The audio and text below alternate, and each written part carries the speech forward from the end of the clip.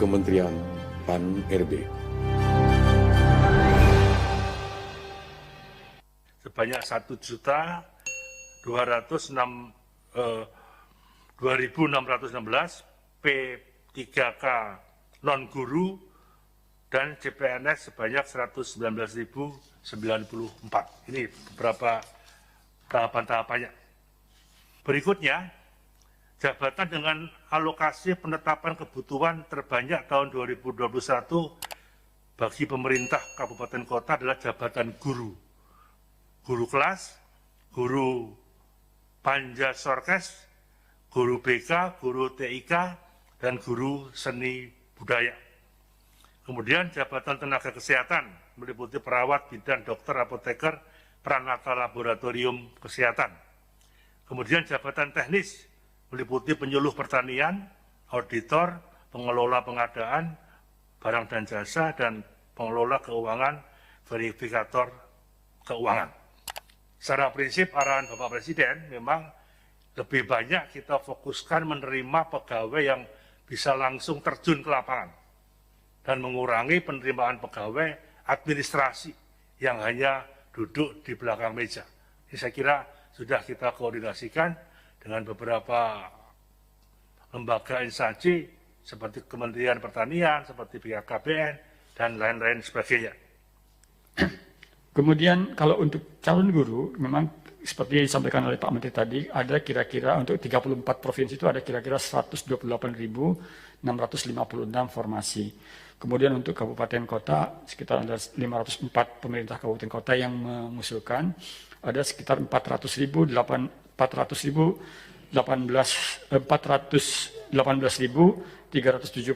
formasi. Ya. Kemudian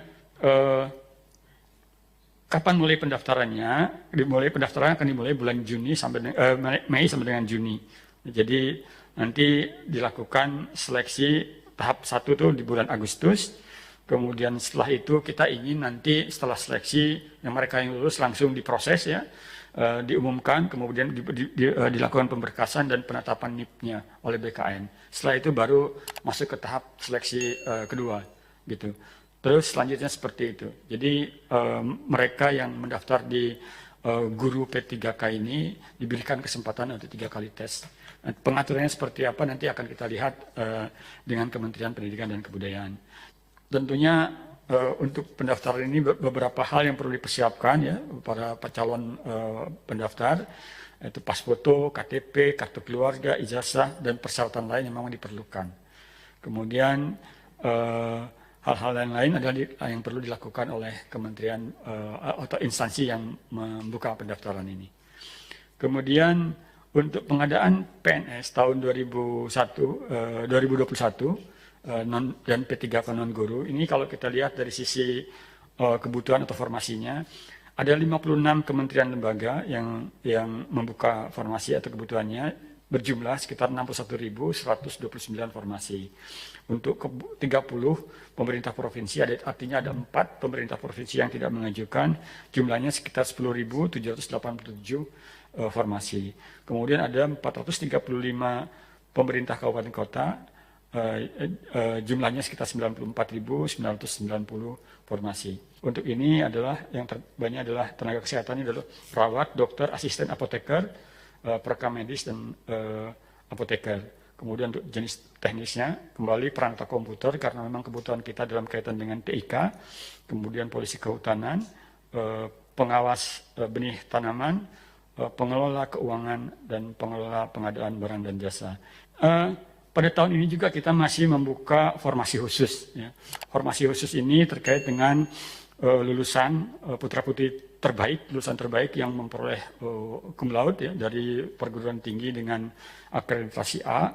Tentunya kita mencari orang-orang yang terbaik gitu. Dan kemudian untuk pusat ya, kemudian penyandang disabilitas sesuai dengan undang-undang kita harus menerima sekitar 2% dari formasi. Kemudian diaspora, ini juga tergantung nanti masing-masing instansi apakah memang memerlukan diaspora. Kemudian putra-putri Papua dan Papua Barat, saya kira ini setiap tahun kita buka untuk mereka. Jadi setiap instansi pemerintah juga diminta untuk membuka formasi khusus ini untuk orang-orang Papua dan Papua Barat. Kemudian formasi lain yang khusus yang kita tentukan kemudian sesuai dengan nilai strategis kebutuhan itu. Oke, yang pertama adalah untuk guru, untuk formasi guru P3K itu saya kira pendaftaran di luar mereka yang tidak terdaftar di data Dapodik itu tidak diterima. Artinya khusus untuk mereka yang terdaftar di data Dapodik. Ya, itu yang saya kira yang dilakukan untuk P3K. Tetapi P3K juga di luar guru ini juga dibuka untuk jabatan-jabatan lain. Ada sekitar 70.000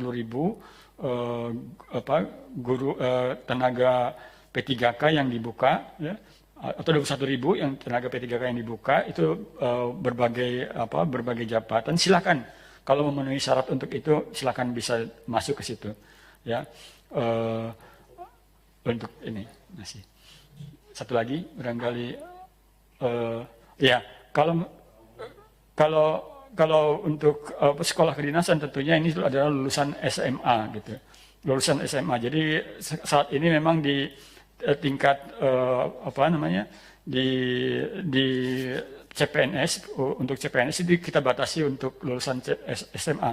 Jadi saya kira kalaupun ada itu saya kira tidak terlalu banyak gitu ya, sehingga kalau mendaftar di sekolah kedinasan saya kira lebih baik fokus ke sana dulu. Saya kira demikian, Pak. Terima kasih.